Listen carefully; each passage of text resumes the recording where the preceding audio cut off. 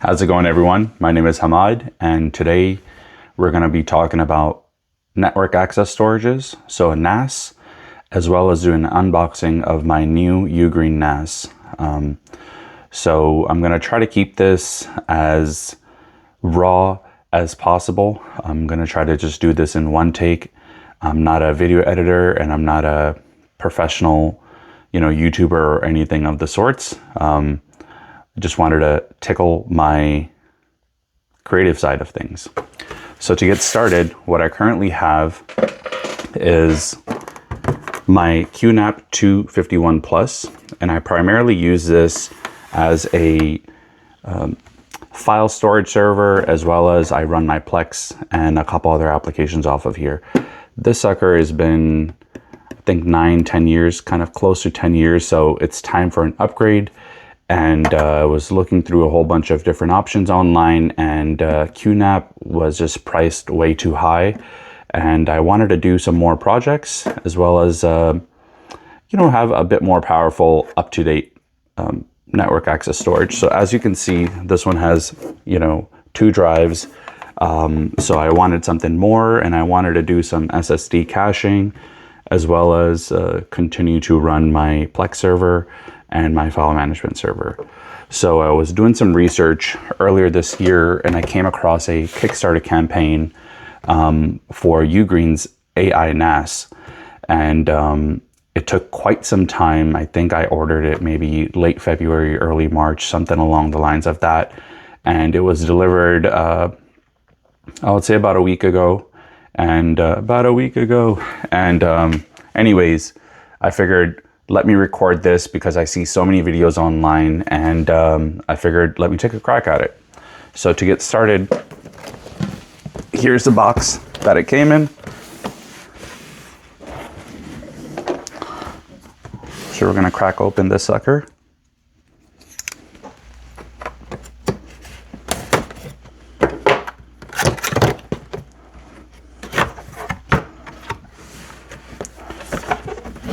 It's a pretty nice, clean setup.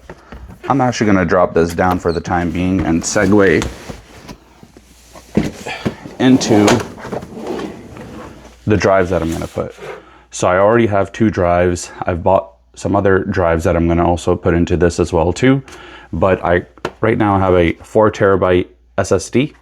I'm going to use this for hopefully SSD caching to kind of speed certain things up.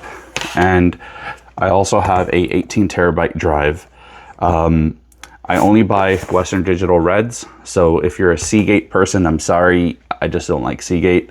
I heard bad stuff about them. I'm sure they're great, but in this house, we only do Western Digital Reds.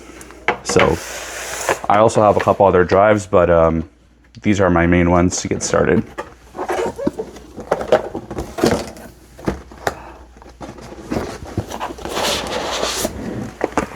So in this box, let's see what we have here. It's accessories. Let me slide this sucker here.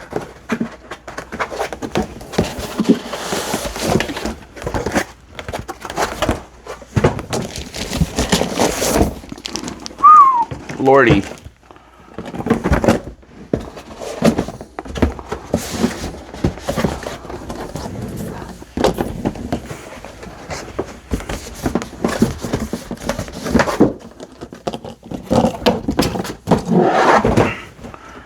And the one that I got is a iDX6011 Pro.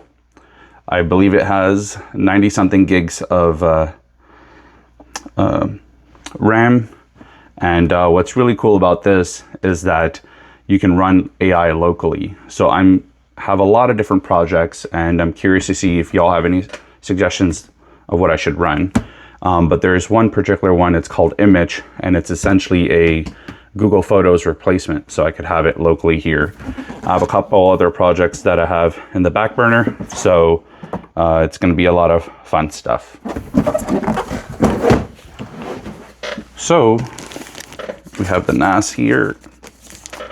Now this one I believe is a 6-bay as compared to my 2-bay NAS.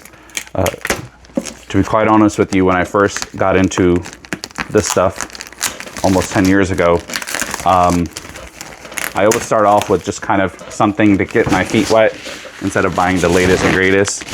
And I think it's about time that I got something nice for myself.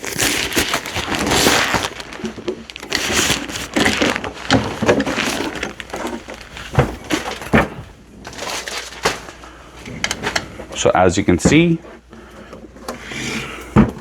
it's a 6-bay NAS.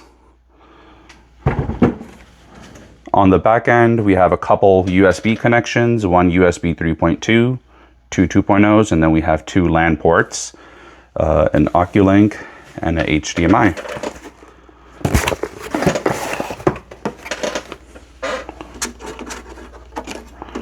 And what's also cool is a magnetic dust mesh filter. So cleaning it out, super easy peasy. Oh, what's gonna break here? This is for the PCIe in the back.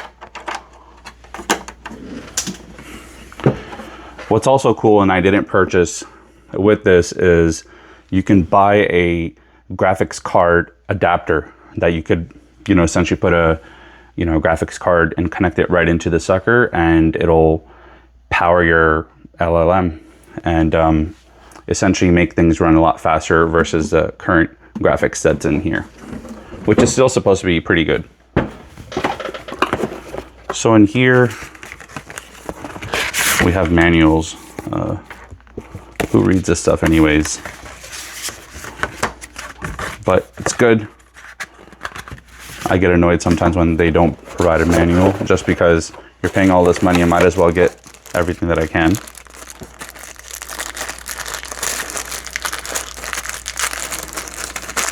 Jeez. I guess we have a little screwdriver. We have the power. Oh, these are the Ethernets.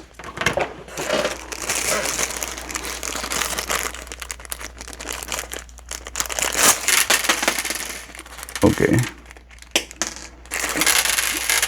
We have screws.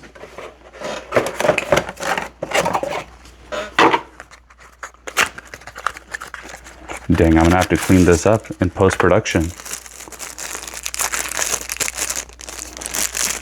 I guess these are the heat sinks for the M.2 drives. Oh my goodness gracious.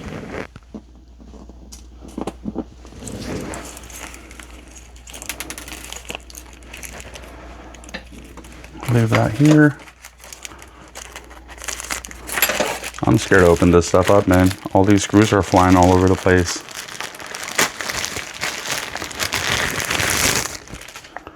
And then we have the power cord. So this is essentially all I have for today. If you're interested, I'll make some more videos. If you have some suggestions as to what projects I should do first, let me know.